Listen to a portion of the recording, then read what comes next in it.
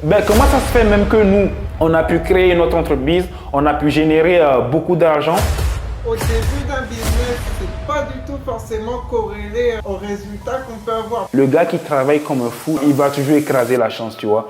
Bon les amis, bienvenue dans cette nouvelle vidéo et dans cette vidéo-là, on va faire quelque chose de nouveau, un nouveau concept que j'ai jamais encore fait sur cette chaîne. Alors le concept, c'est tout simplement, aujourd'hui je vais débattre d'un sujet super important avec mon pote Only Success Baby qui est aussi dans l'e-commerce, qui est youtubeur et aussi sur Instagram. Du coup, le concept de l'émission, ça va être tout simplement, on va choisir un sujet qui est un peu épineux, un sujet voilà où il y a un sujet clivant où il y a beaucoup de personnes qui ont des avis divergents sur le sujet et on va essayer de donner notre avis, on va essayer de débattre. Le but simplement, c'est de donner notre avis sur les sujets et de vous aider vous aussi à vous enrichir avec notre point de vue. Ok les amis, let's go. On commence avec le premier podcast de cette émission. Du coup, le sujet du jour, c'est tout simplement de savoir pourquoi il y a certaines personnes qui réussissent dans l'entrepreneuriat, dans le business, et il y a d'autres personnes qui ne se lancent même pas ou d'autres au premier échec qui abandonnent directement. Du coup, on va voir vraiment qu'est-ce qui différencie ces deux types de personnes. Du coup, les amis, c'est ça le sujet du jour. Pourquoi est-ce qu'il y a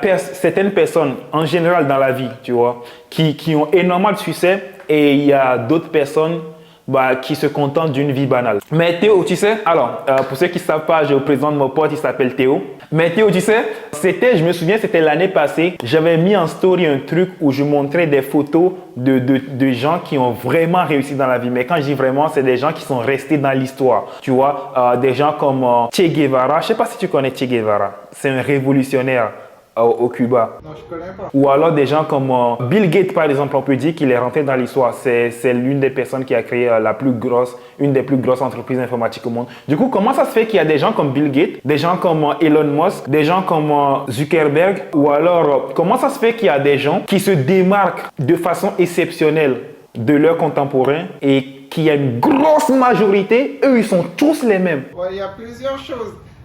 Ce qui changeait que nous, on s'est lancé déjà, c'était la croyance qu'on avait et que ça marchait, les business, tu vois, et l'ambition aussi. Parce qu'on avait vraiment des ambitions un peu différentes de la moyenne des gens. Ils ne s'imaginaient pas dans leur tête de réussir, d'avoir une voiture de sport, d'avoir une grosse villa et tout, tu vois. Ils s'imaginaient déjà avoir un métier normal. Moi, ça ne m'est jamais venu à l'idée d'avoir un métier normal, tu vois. Il y a les ambitions, tu vois. Alors, excuse-moi, je vais te couper, Théo. Et dans ce podcast-là, j'aimerais qu'on aille au fond des pensées, ok? Il y a un truc là, tu viens de dire un truc, tu dis, c'est à cause de l'ambition. Parce que nous, on a de l'ambition. Les gens qui réussissent, par exemple, bon, je vais pas dire nous, les gens vont me prendre pour un prétentieux. Les gens qui réussissent, ils ont de l'ambition. D'où vient... Alors, en gros, c'est pas qu'une question d'ambition. En gros, ils ont une façon de penser qui est différente, tu vois. Donc, ce que tu viens de dire là, je me reconnais aussi là-dedans. Tu dis, toi, tu te voyais pas dans une vie normale. Tu te voyais pas te conformer à la société. Toi, tu voulais faire des choses, de grandes choses, des choses exceptionnelles. C'était mon cas aussi. Maintenant, d'où vient cette aspiration? Pourquoi nous, on pense pas comme tout le monde? Pourquoi on se dit pas, ouais, nous, on va être salariés? Pourquoi nous, on pense différemment? Ça vient d'où ça?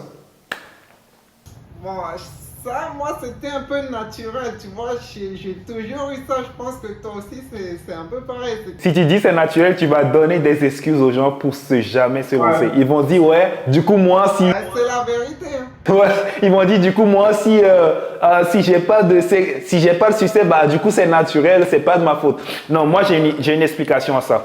Moi, je pense que notre façon de penser, ça vient des informations qu'on a reçues. Et ça, tu vas le remarquer. Tu vas rencontrer certaines personnes et ils vont changer ta vision du monde. Tu vas lire un texte quelque part et ça va te pousser à réfléchir différemment.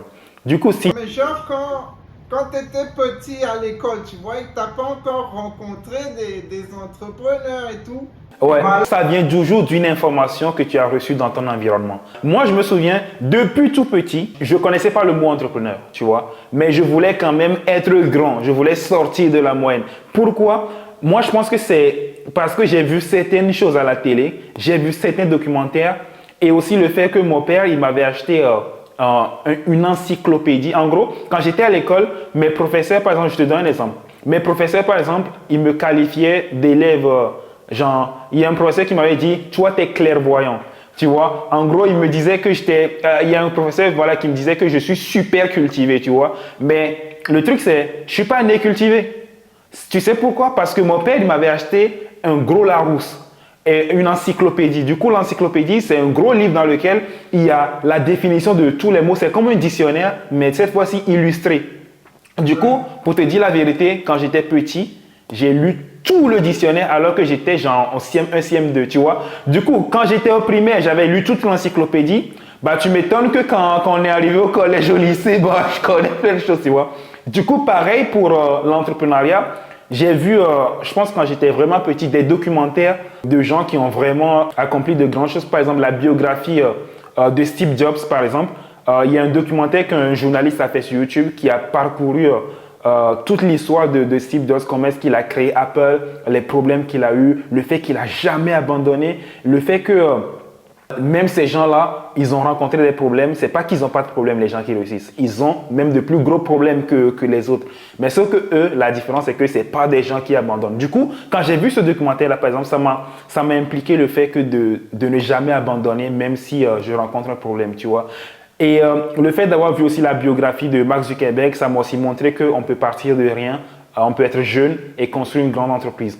Pareil pour Bill Gates. En gros, le fait d'avoir vu la biographie de ces gens-là, ça a conditionné ma façon de penser. Voilà, ça m'a inspiré et surtout, ça m'a montré que c'est possible. Parce que quand tu vois leur documentaire, c'est des gens, ils partaient pas de...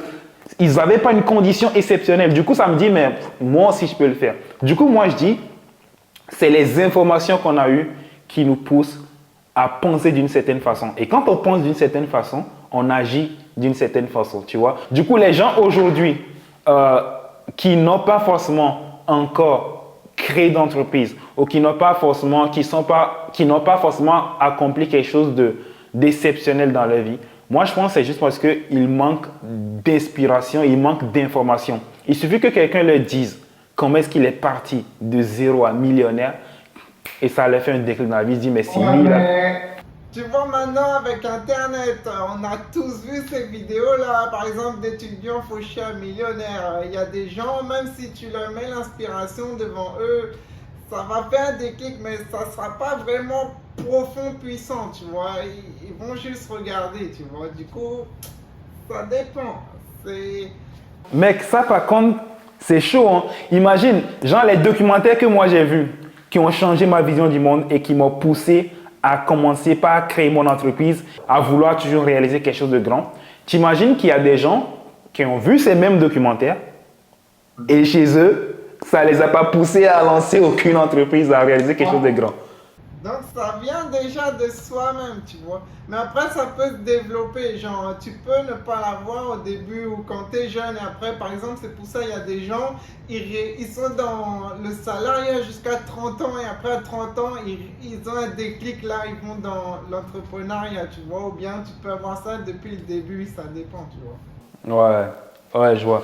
Mec, c'est chaud, hein? Ou alors, c'est pas le même type d'information qui donne le déclic chez tout le monde. Genre, peut-être qu'il y a une vidéo qui peut te donner un déclic à toi, mais c'est une autre vidéo qui va donner le déclic à quelqu'un d'autre. Et c'est peut-être que les gens qui ne se sont pas encore lancés dans leurs objectifs de vie, c'est juste qu'ils n'ont pas encore vu le bon truc qui va leur donner un déclic. Mais toi, tu penses que tu as eu un déclic à un moment précis ou bien tu as toujours eu ça depuis que tu étais petit, genre sans avoir de déclic? Moi, non, j'ai toujours eu ça. Genre, aussi loin que je me rappelle, j'ai toujours voulu être exceptionnel, tu vois. En fait, il y a un truc où tu te dis, j'ai jamais été comme les autres. Et il y a un truc où tu aimes ne pas être comme les autres. Moi, c'est mon cas. Moi, je voulais consciemment, j'ai décidé de ne pas être comme les autres, tu vois. J'en sais pas, ça m'est tombé dessus, non. J'ai décidé de ne pas être comme les autres. Par exemple, je te donne un exemple. Au lycée, j'adorais contredire mes potes, tu vois. J'adorais les contredire. C'est-à-dire que c'est conscient, tu vois. C'est pas un truc où c'est conscient, j'ai décidé de ne pas être comme eux. Parce que, en fait, moi, souvent, je donne un exemple. Je suis né, j'ai regardé à gauche, j'ai regardé à droite, je me suis dit, je vais jamais ressembler à ces gens. Parce qu'en gros, en fait, moi, je me dis, bah, faut ressembler à des gens qui font des trucs exceptionnels de leur vie, tu vois. Faut pas... Bah, pour moi, c'est une évidence, tu vois. Et je comprends pas pourquoi, pour certaines personnes, c'est pas évident. Ouais, ça dépend des objectifs des gens, tu vois. Ouais. Et aussi, ça revient au point où est-ce que là maintenant, faut se poser aussi une question. Est-ce que on est tous obligés d'avoir le même objectif? Parce que regarde, moi, je veux sortir de la moyenne. Je veux accomplir de grandes choses. Je veux rentrer dans l'histoire. Est-ce qu'on doit tous le faire? Aussi, on ne doit pas tous le faire, mais il y a aussi un truc, c'est qu'on ne doit pas se mentir sur la réalité. Parce que, par exemple, on a tous l'objectif de gagner de l'argent. Parce que, par exemple, quand tu vas faire des études, l'objectif, c'est quoi? C'est d'avoir un métier pour gagner de l'argent. Ou quand tu vas faire un travail, c'est pour gagner de l'argent.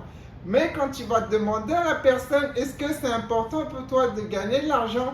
La personne va se mentir à elle-même. Elle va dire non. Alors que tous les matins, son réveil sonne à 5 heures du matin. Pourquoi? Pour aller gagner de l'argent, tu vois. C'est comme les gens qui disent l'argent ne fait pas le bonheur.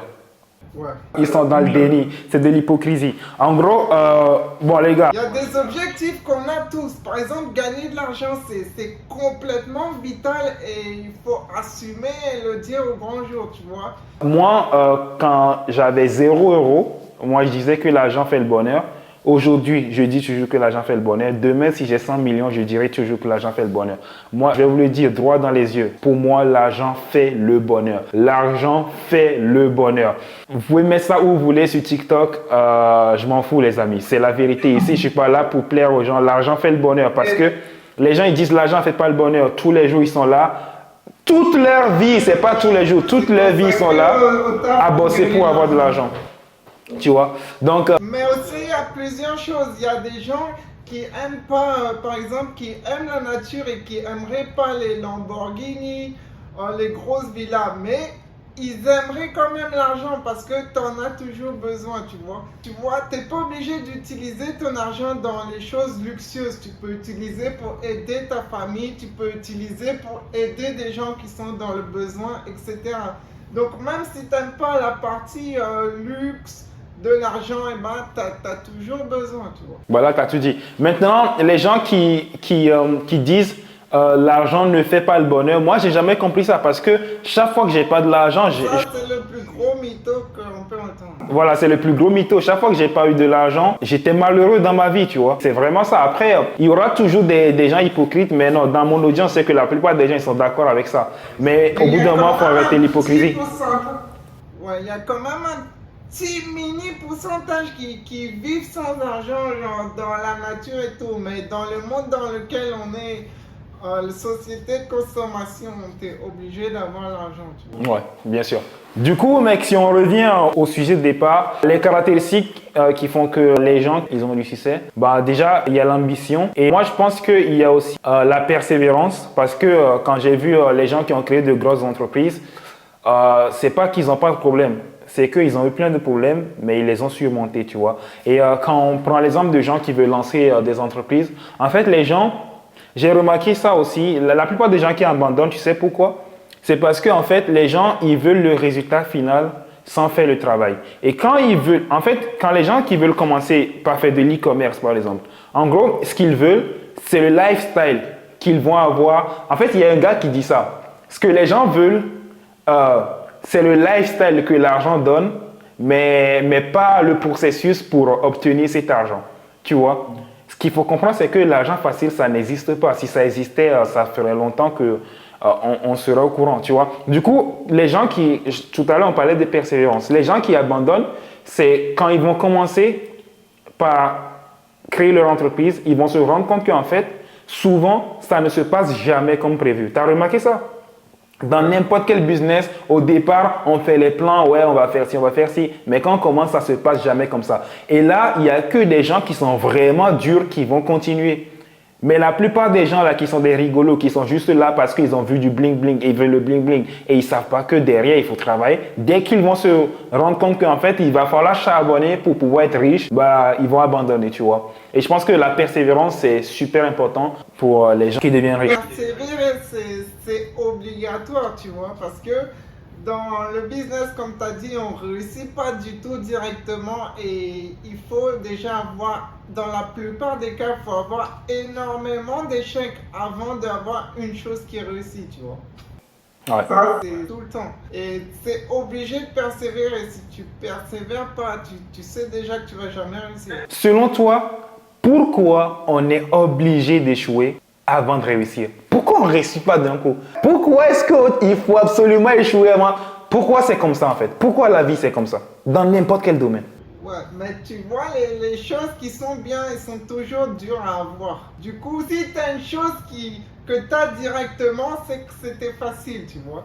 Si tu veux une chose qui est dure, bah, tu es obligé d'y aller avec toute ta détermination et ta persévérance aussi, tu vois. C'est corrélé. Il y a un truc qui s'appelle la loi de l'entropie. En gros, ça dit en fait que l'univers tend vers le désordre. En gros, quand tu laisses de la nourriture là-bas sans le toucher, dans quelques jours, il va se détruire, tu vois. En fait, il est facile de détruire les choses que de les construire. Il est facile d'échouer quelque chose que de réussir.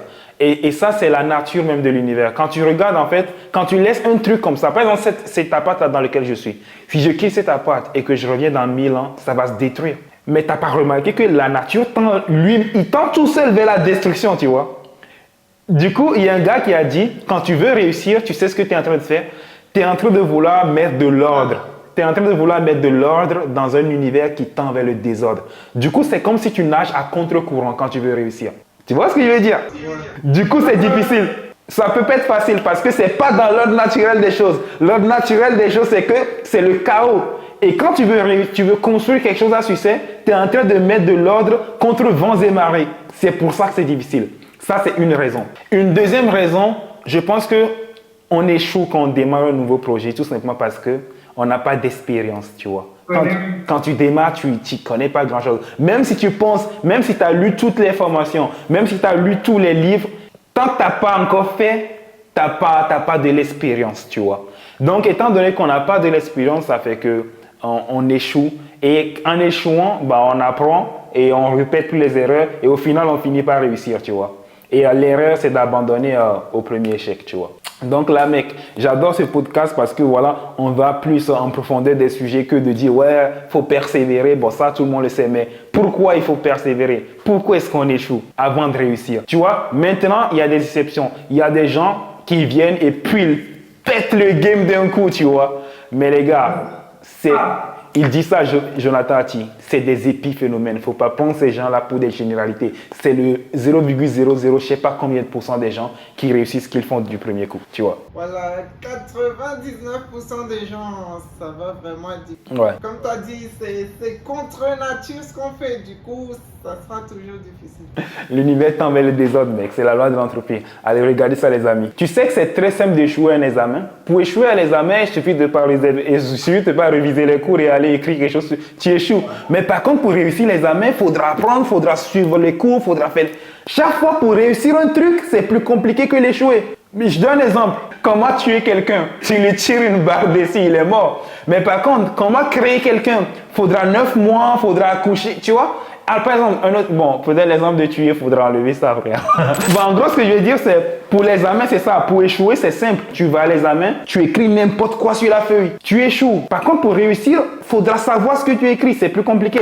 Pareil, dans le documentaire de l'entreprise, il dit pour les œufs. Quand tu jettes un œuf par terre, ça se casse. Mais par contre, pour créer un œuf entier, il va falloir aller trouver une poule, tu vois. Chaque fois pour créer de l'ordre, ça prend du temps. Et ça prend de l'énergie, ça prend du travail. Maintenant, mec, une autre caractéristique que je pense des gens qui réussissent, selon moi, c'est que c'est des gens qui s'en foutent du regard des autres. Qu'est-ce que tu en penses? Qu'est-ce que tu en penses du regard des autres quand il faut se lancer? Parce qu'il y a des gens, ils se lancent pas parce que, en fait, il y a toujours des gens dans ton entourage qui vont essayer de, voilà, ils ont peur du regard des autres. Qu'est-ce que les gens vont penser? Qu'est-ce qu'ils vont dire si j'échoue? Tu vois? Ouais, ça, j'ai jamais vécu ça parce que je me suis jamais soucié de qu'est-ce que les autres vont dire, tu vois. Ouais, ça, j'ai remarqué ça. Ouais.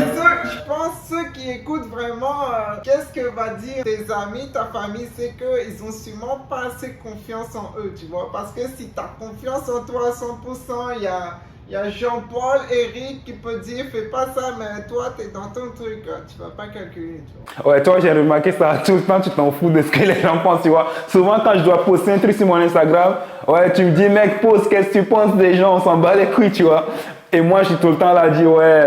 Non, mais en gros, bon, maintenant, moi, j'ai appris. En fait, alors, question de confiance, oui, tu vois. Mais moi, je peux pas dire que je suis pas quelqu'un qui n'a pas confiance. Moi, j'ai toujours confiance en ce que je fais. Mais je pense que il y a regard des autres, il y a regard des autres. En fait, ce qui importe souvent la plupart des gens, c'est le regard des gens qui sont vraiment proches, tu vois. Parce que le regard des inconnus, il y a des gens, ils s'en foutent. Mais c'est vraiment le regard des gens, de leurs amis, des gens qu'ils connaissent. Ils se disent, mais si j'échoue, les gens ils vont se moquer de moi, tu vois. Mais au bout d'un moment, il faut savoir ce qu'on veut. Regarde. Par exemple, tu as dit quelqu'un de ton cercle proche va dire quelque chose à propos d'une action que tu auras faite, tu vois. Mais qu'ils disent une chose bien à propos de ce que tu as fait ou une chose moins bien. Tu vois, toi, dans ta vie, concrètement, dans ta vie à toi, ça va changer quoi que quelqu'un a dit une chose positive ou négative? Des fois, ça a des impacts émotionnels, tu vois, mais dans les faits, ça va rien changer. Ouais, dans le concret, tu vois. Ouais. Mais je viens de dire, mec, s'il y a une chose que j'ai apprise en étant sur les réseaux sociaux ces 2 dernières années, c'est que quoi que tu fasses,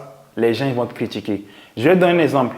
Dieu, il est censé représenter la bonté absolue, la perfection. On est d'accord? Est-ce que tu sais qu'il y a quand même des gens qui critiquent Dieu? Dans tout sera toujours critique. Du coup, s'il y a des gens qui sont contre Dieu, bah toi, t'es qu'un simple humain. Ils vont toujours te trouver un défaut, tu vois. Et on prend l'exemple opposé. Satan, c'est censé représenter le mal absolu. Genre ce qu'il ne faut pas faire, ce qu'il ne faut pas toucher. Mais pourtant, il y a des gens qui lui trouvent des qualités. Du coup, en gros, quoi que tu fasses, il y aura toujours un mec qui sera contre toi. Et quoi que tu fasses, il y aura toujours un mec qui sera d'accord avec toi. Tu vois, n'importe quelle connerie que tu vas raconter, il y aura toujours un mec qui il valide à 100% ce que tu dis. Et n'importe quelle bonne chose que tu vas faire, il y aura toujours un gars et lui, il ne valide pas, tu vois. Donc, je me dis, si c'est le cas, bah, du coup, moi, je fonce. Parce que même Dieu, il a des ennemis, même Satan, il a des sympathisants. Bah, du coup, moi, l'être humain, c'est normal qu'il y a des gens qui me critiquent. Du coup, je fais ce que j'ai à faire, tu vois. Ouais. Ça, c'est super important. Mais je pense pas que c'est vraiment un grand pourcentage de personnes qui se lancent pas à cause du regard des autres, tu vois. Parce que par exemple, même le business en ligne, tu peux le faire dans ta chambre et personne n'est au courant, tu vois. Donc. Ouais. Il y a quand même un petit pourcentage de gens qui sont vraiment bloqués par ça. Le pourcentage, c'est plutôt passer à l'action, tu vois, et croire en soi. Bon, ça, c'est un peu généraliste. L'autre raison pour laquelle les gens qui réussissent, bah, tout simplement le passage à l'action. Le passage à l'action, saisir les opportunités qui passent devant toi, tu vois. Passer concrètement à l'action et faire les choses nécessaires. Parce qu'il y a même certaines personnes, tu vas leur dire exactement de A à Z comment faire en détail, mais ils vont toujours regarder et ils ne vont pas appliquer pour eux, tu vois. Ça, il y a un de mes élèves qui s'appelle Alexei qui dit les choses, soit on veut les faire, soit on ne veut pas les faire. Les gens qui trouvent des excuses pour ne pas faire les choses, au fond, ils ne veulent pas vraiment les faire. Tu vois? Moi, je te donne un exemple. Il y a plein de personnes pour se lancer dans l'e-commerce, ils vont dire ouais, mais comment je vais payer les impôts? Comment ils vont vérifier des trucs de taxes? Mais dis frérot, ça, c'est des excuses de gens qui ne veulent pas vraiment se lancer. Regarde, tu as 0 chiffre d'affaires. Qu'est-ce que tu te soucies des impôts? Premièrement, qu'est-ce qu'on fait? On fait de l'argent et ensuite on voit comment est-ce qu'on paye les impôts. Les mecs, ils n'ont pas fait d'argent et ils se demandent, en gros, ça c'est des excuses. Hein. Ils veulent se réconforter dans le fait de ne pas se lancer. Et au final, ils vont dire, ah ouais, finalement, il y a des impôts, du coup, je ne me lance pas, finalement, parce qu'il y a des impôts, tu vois. Donc, en gros, passer à l'action, ça c'est super important. Ouais, c'est une des choses principales, sérieux. Moi, je pense qu'il y a peu vraiment la différence, c'est passer massivement à l'action jusqu'à réussir sans s'arrêter, tu vois. Il n'y a pas d'autre option que de ne pas passer à l'action, tu vois. C'est obligatoire. Et il y a des gens, on a vu ça aussi avec il y a plein de gens qui achètent des formations, etc.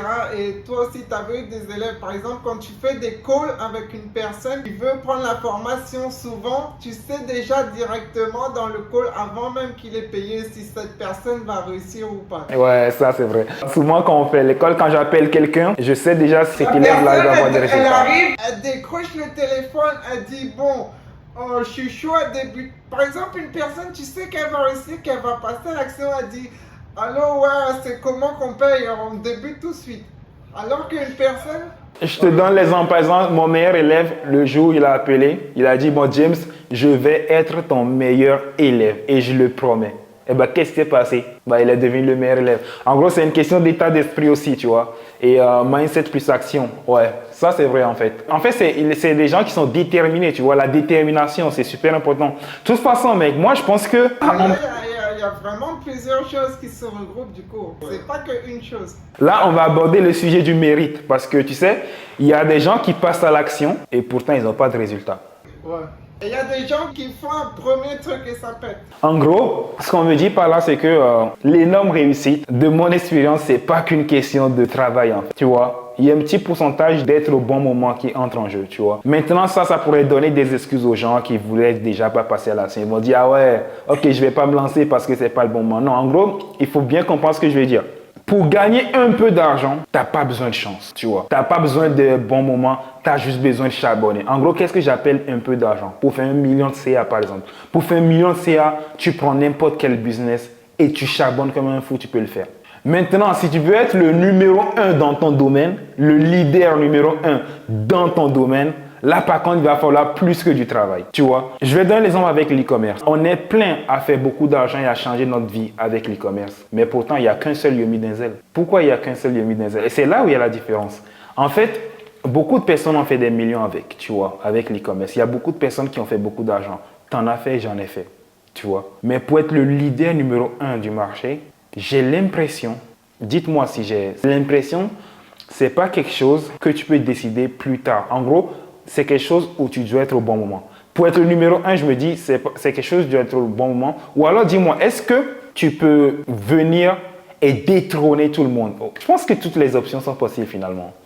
T'en penses quoi? Bah, ça dépend parce que au début d'un business, c'est pas du tout forcément corrélé aux résultats qu'on peut avoir. Par exemple, en e-commerce, si tu as de la chance, ton premier produit, il est winner, tu fais 50 000 euros, 100 000 euros, ou tu peux travailler pendant 3 mois et tu n'as toujours pas de winner, tu vois.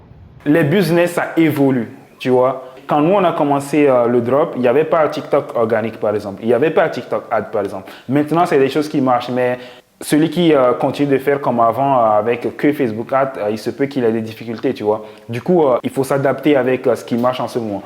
Et maintenant, le fait que tu dis que le nombre d'heures de travail n'est pas corrélé au résultat, ça, je suis d'accord. Tu vois, parce que il y a des business où j'ai lancé, j'ai travaillé très peu pour avoir les premiers résultats. Et il y a d'autres business où j'ai travaillé énormément et j'ai eu moins de résultats, tu vois. Donc, en gros, qu'est-ce que je suis cela? C'est pour ça que je dis qu'il y a un petit facteur chance là-dedans. Mais je ne vais pas trop insister dessus parce que ça va donner des excuses aux gens qui ne veulent jamais passer à l'action. Mais il faut savoir que ce petit facteur chance-là, le gars qui travaille comme un fou, il va toujours écraser la chance, tu vois. Donc, les gens qui ne veulent pas taffer, ils vont dire, ah ouais, ok, bah, il y a la chance, du coup, bah, finalement, je ne vais pas me lancer, tu vois. Et il y a un autre gars qui dit, bon, et chance ou pas chance, on n'en a rien à foutre. Moi, je vais atteindre mes objectifs, du coup, je vais les atteindre. Même un gars qui a de la chance au début, eh ben, il ne va pas s'en sortir sur le long terme. Mais un gars qui travaille du début à la fin sans avoir de chance, dans 10 ans, il sera toujours là. Tu as vu les gens qui gagnent beaucoup d'argent avec la crypto et puis au bout de 3 ans, ils disparaissent. Bah, c'est parce que... tu n'as pas eu de vraies connaissances, tu n'as pas d'expérience, tu as percé comme ça. Voilà. Et ça, sur le long terme, ce n'est pas quelque chose qu'il fait. Le gars qui travaille sur le long terme, il battra toujours le gars qui a eu une première chance, tu vois. Tu vois, il y a des gens, ils viennent, ils ont une première chance, ils ont des résultats et puis bah, après ils retombent. Alors que le gars qui travaille, lui, ses résultats, ils vont faire augmenter. Du coup, faut pas, l'histoire de la chance, là, il ne faut pas trop compter dessus. Il ne faut jamais compter dessus. Non. Si tu attends la chance, c'est mort. Il faut travailler quoi qu'il arrive et par moment, tu peux avoir des coups de chance qui te font monter encore plus vite. De toute façon, comme on dit, la chance sourit aux audacieux. Du coup, c'est les gens qui travaillent qui ont le plus de chance. Du coup, voilà, le gars qui nous regarde et qui dit il ne va pas se lancer parce qu'il n'a pas de chance, non. En fait, c'est en te lançant que tu auras de la chance. Par exemple, la chance, il y en a une sur 10 opportunités, tu vois.